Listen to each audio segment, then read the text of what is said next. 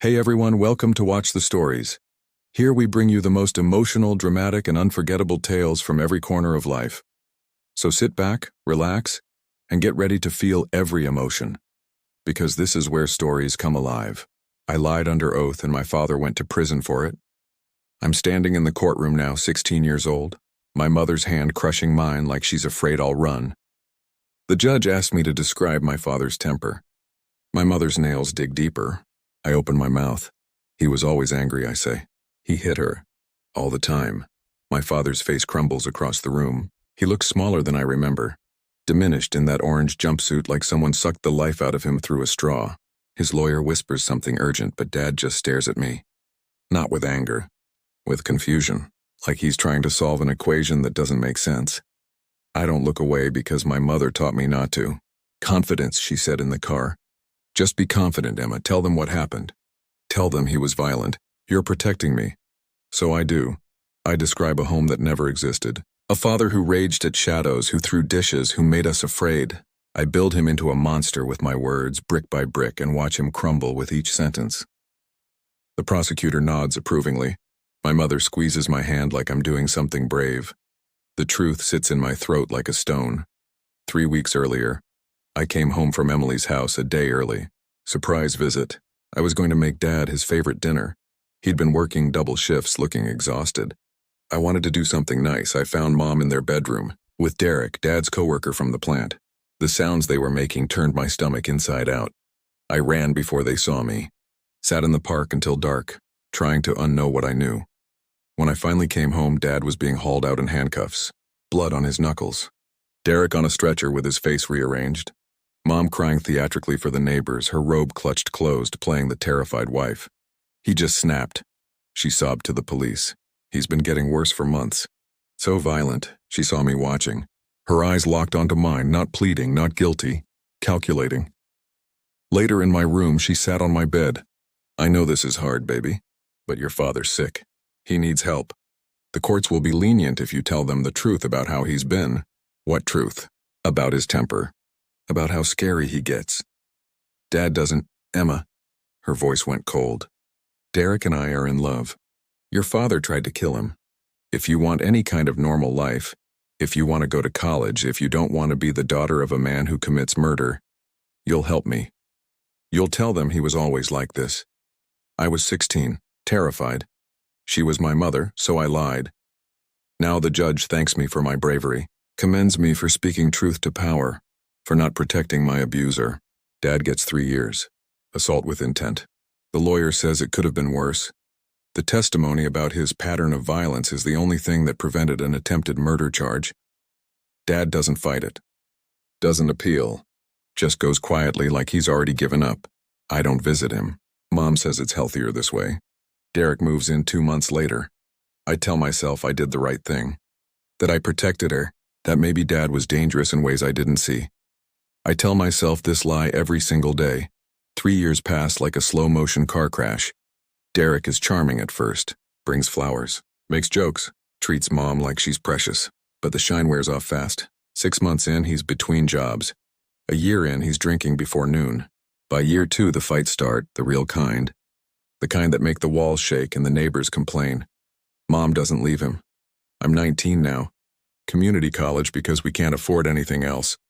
Working doubles at the diner to pay for my books because Derek borrowed my college fund for a business opportunity that evaporated like smoke. Mom makes excuses, tells me he's going through a rough patch, that love means staying. I think about Dad every single day. He got out 8 months ago. I know because I checked, just checked. I don't know why. Maybe guilt, maybe curiosity, maybe because some part of me never stopped being Daddy's girl, even after I destroyed him. I find his address through public records. He's 2 towns over. Different name on the lease. He goes by David Martin now, his middle name. Like he's trying to erase the person he was. I don't visit. What would I even say? Then Mom shows up at my apartment at 2 a.m. with a split lip and a suitcase. It's over, she says, crying into my shoulder. Derek hit me. Finally hit me. I can't do this anymore. Something cold settles in my chest. How long? What? How long has he been hitting you? She hesitates. Tonight was the first. Don't lie to me.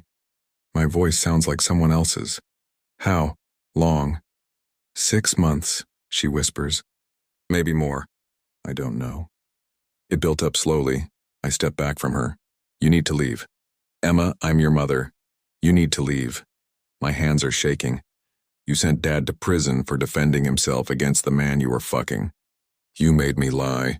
You made me destroy him. And now you're here because your affair partner turned out to be exactly what Dad always said. A piece of shit. Her face goes pale. I did what I had to do. I was protecting us. From what?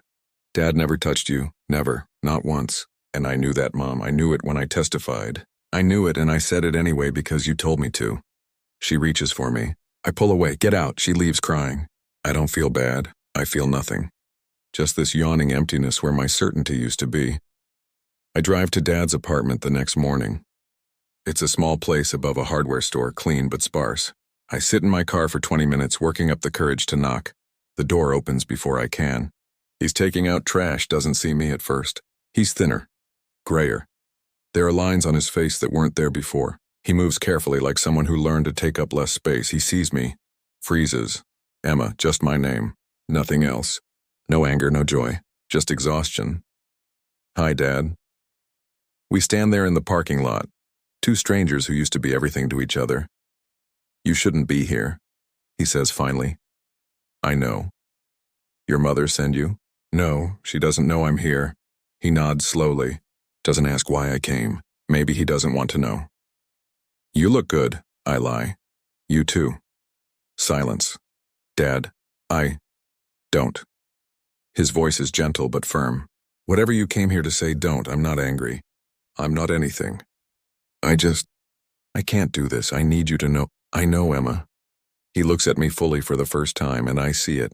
He knows I lied. He's always known. I know why you did it. You were a kid. She was your mother. I don't blame you. You should. Maybe. He picks up his trash bag, but I don't have the energy for it anymore. I'm just trying to get through the days. He walks toward the dumpster. I follow. She left Derek. He hit her.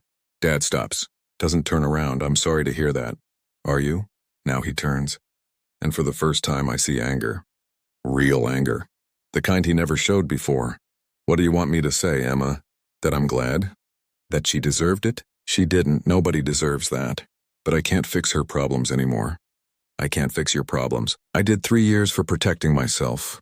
Lost my career, my home, my daughter. I'm done. I was wrong. The words tumble out. I was wrong to testify. I was wrong to believe her. I was wrong about everything. Yeah, you were. The simplicity of it breaks something in me. I start crying. Dad doesn't move to comfort me. Just watches with those exhausted eyes. I'm sorry, I sob. I'm so sorry. I know. Can you forgive me? He's quiet for a long time. I don't know, Emma. Maybe someday. But not today. He goes back inside. I sit in my car and cry until I can't breathe. I don't see Dad again for 8 months. But I can't stop thinking about him. About the way he looked, not angry, just empty. Like I'd scooped out everything that made him him and left a shell behind. I start researching. Courthouse records. Police reports. The trial transcripts. I read everything with adult eyes, looking for what I missed at 16. The truth is so obvious it makes me sick. Derek had defensive wounds. Dad had offensive ones, but only on his knuckles, consistent with punching someone who was fighting back. The bedroom was destroyed, but in a way that suggested a struggle, not a planned attack. Mom's testimony was filled with vague, he was always angry statements, but no specific incidents, no hospital visits, no documented police calls before that night. My testimony was the only thing that made Dad look like a habitual abuser. Without me, it would have been a bar fight. Mutual combat. Probation at most. I destroyed my father's life because my mother was a coward who didn't want to look like the villain in her own story. I try to tell Mom this. She's back with Derek now. He apologized, went to 1 therapy session, promised to change. She says I'm being dramatic, that the past is the past, that I need to move on. I stop speaking to her entirely. Work becomes my escape. I pick up extra shifts, save every penny.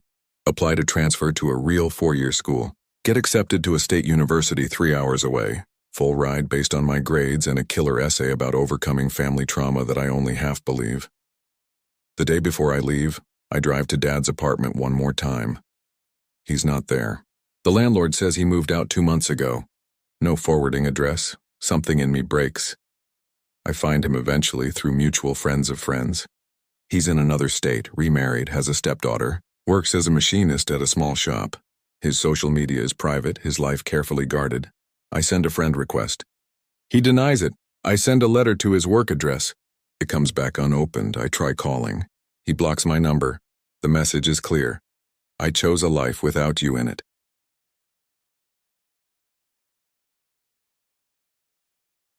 College is good. I throw myself into psychology classes, trying to understand how I could have been so easily manipulated, how I could have chosen wrong so catastrophically. I date a guy named Marcus who's kind and patient and boring. We break up after a year because I can't stop comparing everyone to the father I lost. I graduate, get a job at a nonprofit helping domestic violence survivors. The irony isn't lost on me. I'm 25 when I see Dad again. I'm at a conference in Denver. He's there with his wife, a wedding photographer showcasing her work. They're laughing, his arm around her waist, and he looks happy. Genuinely, radiantly happy in a way I never saw growing up. Our eyes meet across the convention floor. He recognizes me. I watch the happiness drain from his face, replaced by something harder. I don't approach. I just watch as he leans to his wife, whispers something, and they leave quickly. I follow anyway. Catch them in the parking garage. Dad, please. He turns and his wife steps forward protectively. You need to stop. I just want to talk. David doesn't want to talk to you, she says firmly. You need to respect that. You don't understand. I understand perfectly. Her voice is kind but immovable. He told me everything. About the trial. About what you did. And I've watched him rebuild himself from nothing. He's happy now. He has peace. And you don't get to take that away because you finally feel guilty. The words hit like a physical blow. Dad just stands there, silent, letting her fight for him because he's too tired to fight for himself. I was 16, I say desperately. She manipulated me. You were 16, his wife agrees. That's an explanation, not an excuse. You made a choice. Now you have to live with it. Dad, please, go home, Emma. His voice is flat. There's nothing here for you. They walk away. I stand in the parking garage and realize I don't have a father anymore. I killed him when I was 16 and no amount of apologies will bring him back. Mom dies when I'm 28. Cancer. Fast and brutal. She calls me from the hospital 3 days before the end, her voice small and scared. Emma, baby, I need you. I haven't spoken to her in 3 years. But death makes cowards of us all. I go. She's unrecognizable. Skeletal, jaundiced, eaten alive from the inside. Derek's not there. He left her 6 months ago for someone younger. She died the same way she lived, alone by her own design. I'm sorry, she whispers, gripping my hand with claw-like fingers, for everything. For Derek, for making you... Don't. I pull away. Don't make this about you needing absolution. I was scared, she cries. Your father found us and Derek said... He said David would tell everyone, would ruin everything. I panicked. I didn't know what else to do. You could have told the truth. I loved Derek. As if that explains anything. As if love justifies destruction. You didn't love him. You loved the idea of him. The affair. The excitement. And when it became real and ugly, you stayed anyway because leaving would mean admitting you were wrong. She starts crying harder. I don't comfort her. Does Dad know you're sick? I wrote to him. He never responded. Of course he didn't. She dies 2 days later. I'm not there. I'm at the beach sitting in the sand thinking about all the versions of myself I could have been if my mother had just told the truth. I don't cry at her funeral. Derek shows up drunk, makes a scene. 7 people attend. I scatter her ashes in the river behind our old house and feel nothing. I think about telling Dad. Decide against it. He doesn't need the closure. He's already moved on. But I can't. I start therapy. My therapist is a patient woman named Dr. Reyes, who lets me rage and cry and dissect every choice I made. She doesn't absolve me. She helps me understand. You can't change what happened, she says. You can only change what you do now. I start volunteering at the prison Dad served time in. Talk to inmates' families about the ripple effects of incarceration. Write op-eds about false testimony and coerced witnesses. Become the kind of advocate I wish I'd had at 16. It doesn't fix anything. But it helps. I'm 30 when I get the letter. It's from Dad's wife. Not hostile, just direct. Emma, David doesn't know I'm writing this. He'd be angry if he did. But I'm watching him pretend he's fine, and I can see the cracks. Your mother's death hit him harder than he'll admit. Not because he loved her, but because he lost the chance to hear her tell the truth. I'm not asking you to reach out, but I thought you should know he thinks about you. He pretends he doesn't. But I find him looking at your social media sometimes late at night when he thinks I'm asleep. He sees what you're doing, the advocacy work, the writing. He's proud even if he'll never say it. He's just too afraid to let you back in, afraid you'll hurt him again, afraid he'll forgive you, and that forgiveness will somehow diminish what he survived. I don't have answers, but I thought you deserved to know you haven't been forgotten. Lisa, I read the letter 17 times, then I write back. I don't ask for forgiveness. I don't ask for anything, I just write. Every week. Short letters about my life, my work, the things I'm learning. I don't mail them to Dad. I mail them to Lisa with permission to share them if and when he's ready. 6 months pass. Then a year. I'm 32 when my phone rings with an unknown number. Emma. His voice is older, cautious. It's Dad. I start crying immediately. Can't help it. Hi. Silence. Lisa says you've been writing. Yeah. I read them. All of them.